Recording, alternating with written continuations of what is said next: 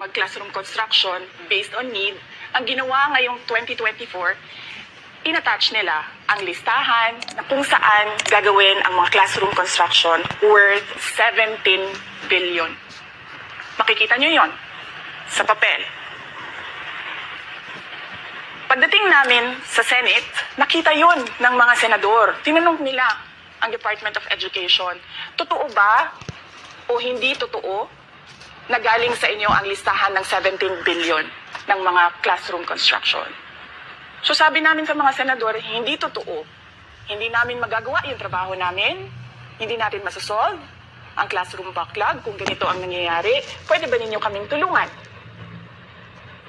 Yung mga senador naman, very helpful sila. Oo, tulungan namin kayo. Kaya nga, kung makikita ninyo sa interpellation ng isang senador doon sa budget hearing sa Senate, tinanong niya diretso, galing ba sa DepEd ang listahan ng 17 billion? Galing ba sa DepEd ang listahan na inattach doon sa House version?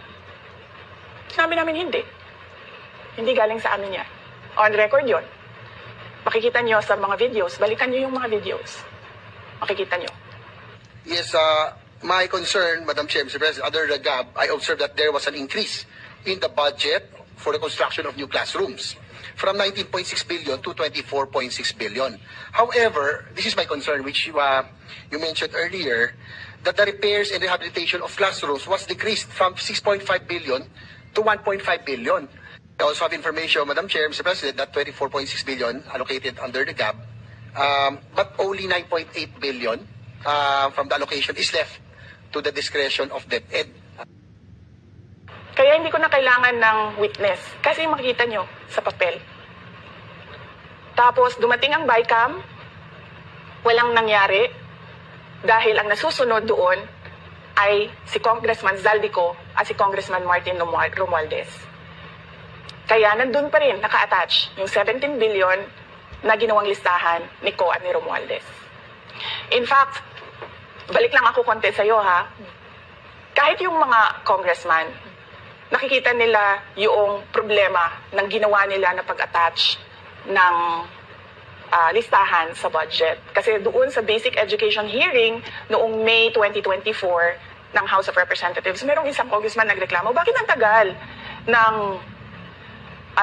classroom construction? Bakit ang tagal? Eh sabi nung USEC ng DepEd, kasi may pabago-bago sa listahan ng DPWH dahil hindi kami ang gumawa ng listahan.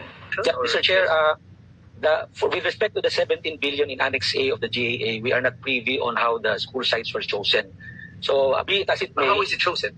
I'm not privy to that, Mr. Chair. When the gap came out, there was a 14.7 billion Annex A. Then when the committee, the GAA came out, from 14.7 it became 17 billion. So we are not privy to how the list was generated.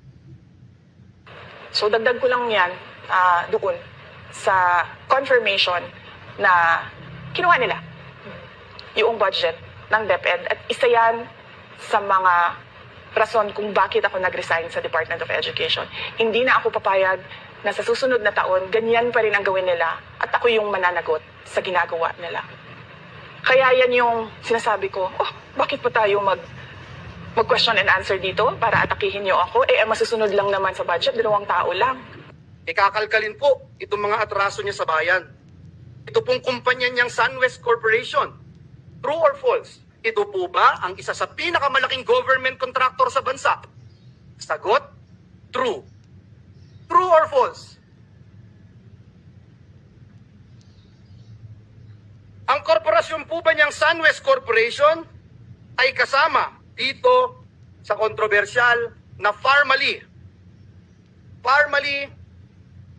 case dito na inimbestigahan sa Senado na kasuhan ng Senado? The answer is true.